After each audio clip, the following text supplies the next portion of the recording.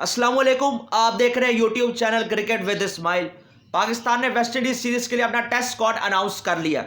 Squad में कौन कौन है? Shan Masood captain, Saud Shakeel vice captain, Abrar Ahmed वापस आ रहे हैं, बाबर आजम, इमामुल हक का रिटर्न हो रहा है, कामरान गुलाम, काशिफ अली ये शायद डेब्यू खेल रहे हैं, अगर मौका मिल गया तो उनका डेब्यू हो गया, खुरम शहजाद रिटेन कर लिए गए, मोहम्मद अली इनकी वापसी हो रही है एकदम से, मोहम्मद हुरैरा इनकी वापसी हो रही है। खिलाया तो इनको कोई मैच नहीं, हमने डान डेब्यू कराया, इस बार करवा देना चाहिए। रिजवान, नोमान अली, रोहेल नज़ीर, हसीबुल्ला की जगह ये आएंगे। हसीबुल्ला को आपको पता है इंजरी हो गई है। साजिद खान इनकी वापसी हो रही है, पिछली सीजन में पता नहीं क्यों इनको ड्रॉप कर दिया था। और सलमान अली आगा। बाकी देख लेते हैं कौन से प्लेयर के साथ ज्यादती हो या कौन से प्लेयर्स के साथ जिन्होंने सही किया।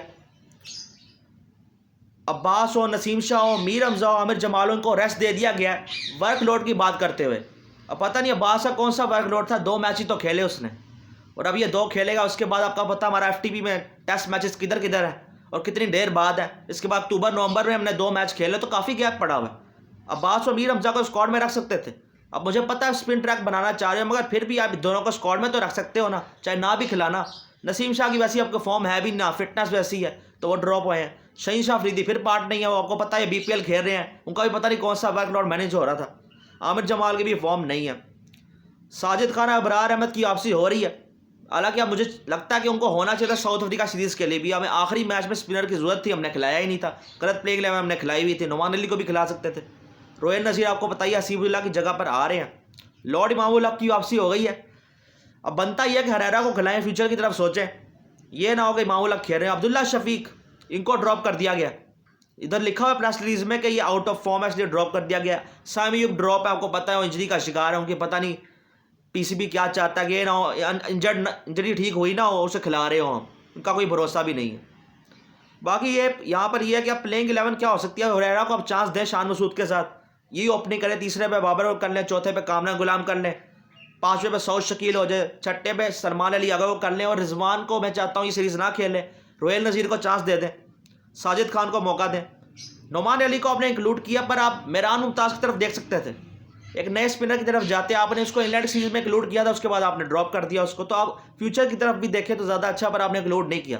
अबरार अहमद को इंक्लूड कर लें और फास्ट बॉलर में फिर खुरम शहजाद को कर लें। काशिफ अली को फिर आप शायद नहीं ड्रॉप डेब्यू नहीं करवाएंगे, वो फास्ट बॉलर खेल रहे हैं ऐसे टीम के अंदर। तो ये सारा स्क्वाड है। फ्यूचर की तरफ कुछ खिलाड़ी मैं कहता हूँ स्क्वाड में अच्छे इंक्लूड किए गए हैं, और कुछ को ड्रॉप करने की वजह अजीब नज़र आ रही है कि वर्कलोड वाली मुझे समझ नहीं आ रही कि एक बंदे ने 2 मैच खेले उसको आपने ड्रॉप कर दिया। आप स्पिनर में मैंने आपको कहा मेहरान मुमताज़ हो सकता था, नोमान अली के साथ उसको भी रख लेते स्क्वाड के अंदर और मौका भी दे देते, पर आप सही तरह करें। इमामुल हक वापसी तो कर रहे हैं, ये ना वो प्लेइंग 11 का हिस्सा बने हो। अब देख लें आपने क्या करना है। इसके बाद आपके अक्टूबर नवंबर में 2 टेस्ट मैच हैं, इतना ज़्यादा गैप पड़ा हुआ है। एक तो आपका एफटीपी ऐसा होता है टेस्ट का, इतना कम टेस्ट मैच आप खेलते हो, ऊपर से इतने गैप के साथ खेलते हो। इस तरह कोई आउट ऑफ फॉर्म बंदा फॉर्म में आ जाता है, जो फॉर्म में चल रहा होता है उस टाइम तक पहुँचते हुए आउट ऑफ फॉर्म हो जाता है, उसके साथ ड्रॉप कर दिया जाता है। अब्दुल्ला शफीक का मैं समझता हूँ कि उनके टेक्निकल इशूज़ हैं, अब उन पर काम करने की ज़रूरत है। वो जिस तरह से वो आउट होते हैं वो टेक्निकल इशूज़ ही हैं, उनके फॉर्म से ज़्यादा उनके टेक्निकल इशूज़ आ रहे हैं। अब जो कोचेज़ हमारे हैं आईपो मोहम्मद सेंटर में हैं, जो हमारे हेड कोच होते हैं, जो भी कोच बैटिंग कोच होता है, वो तो ठीक करवाने से रहे। अब्दुल्ला शफीक को खुद ही कुछ करना पड़ेगा, इसके लिए खुद ही देखना पड़ेगा कि मैं क्या कर सकता हूँ उसके लिए, क्योंकि उन्होंने कभी ठीक करा के नहीं देना। क्योंकि कल स्ट्राइक फोर्स के लिए प्लेयर्स अनाउंस हुए हैं, वहाँ भी काफ़ी सारे प्लेयर्स अनाउंस हुए हैं। डोमेस्टिक सीजन चल रहा था, उसको छोड़ के आप उधर चले जाएंगे, पता नहीं क्या हमारा हिसाब रहता, कुछ समझ के बाहर चीज़ें हैं सारी।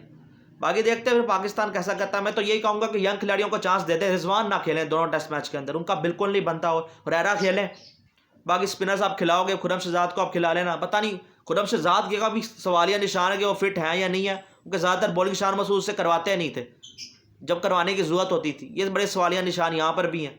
बाकी देखते हैं फिर पाकिस्तान फिर क्या करता है, क्योंकि उसके बाद चैंपियंस ट्रॉफी आनी है, उसके लिए भी स्क्वाड आएगा। अभी चार बातें चल रही हैं कौन सा प्लेयर इंक्लूड हो सकता है। वहाँ भी इमामुल हक की वापसी नज़र आ रही है, शादाब खान की वापसी नज़र आ रही है, वहाँ इमामुल हक फ़खर ज़माना को ओपनिंग करते हुए दिखाई दे सकते हैं। तो ये सारी चीज़ें चल रही हैं। बाकी देखते हैं जब सीरीज़ आती है पाकिस्तान कैसा खेलता है, क्या परफॉर्मेंस होता है, क्या वैसी कंडीशंस बना पाता है नहीं बना पाता, क्योंकि अब ज़्यादा सर्दियाँ हो चुकी हुई हैं। अब ये भी फिर चैलेंज रहेगा कि स्पिन कंडीशंस बनाना। पिछली बार तो हमने हीटर लगा दिया था, सारा कुछ कर दिया था, कुछ ना कुछ तो कर दिया था, पर इस बार आसान नहीं होगा, ठंड काफ़ी ज़्यादा हो चुकी हुई है, आसान नहीं होने वाला। पर देखते हैं पाकिस्तान किस तरह की विकेट्स बना पाता है। बाकी अब्बास के साथ गलत है, अब स्क्वाड में तो रख लेते, अगर प्लेइंग 11 में चांस नहीं देना। टाइम पर वापस आया और परफॉर्मर भी ऐसे साजिद खान ने परफॉर्मेंस दी, अगली सीरीज़ में ड्रॉप हो गया। और दूसरे टेस्ट मैच में आप देखना साउथ अफ्रीका में हमें ज़रूरत पड़ सकती थी। हालांकि साउथ अफ्रीका में फास्ट बॉलिंग कंडीशंस होती हैं, मगर स्पिनर्स की कभी ना कभी तो ज़रूरत पड़ जाती है। केशव महाराज ने आउट किया वहाँ पर, तो अब्बास की भी क्या पता आप खिला सकते थे एक मैच के अंदर उसको। मुझे पता है उस इफेक्टिव ना होता, पर लाइन ऑन लाइन तो टाइट रखता।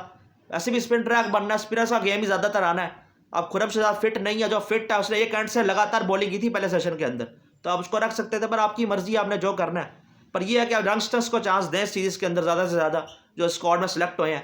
पर कुछ प्लेयर के जो स्क्वाड में सेलेक्ट हुए हैं उन पर सवालिया निशान मेरे भी हैं कि मामूल हक पता नहीं, ऐसे तो घर पे बहुत अच्छा खेलते हैं, टेस्ट के उनकी वापसी जैसे ओडीआई में फिर भी बनती है, टेस्ट में मेरे ख्याल से उनको नहीं आना चाहिए था। बाकी इनकी अपनी मर्जी।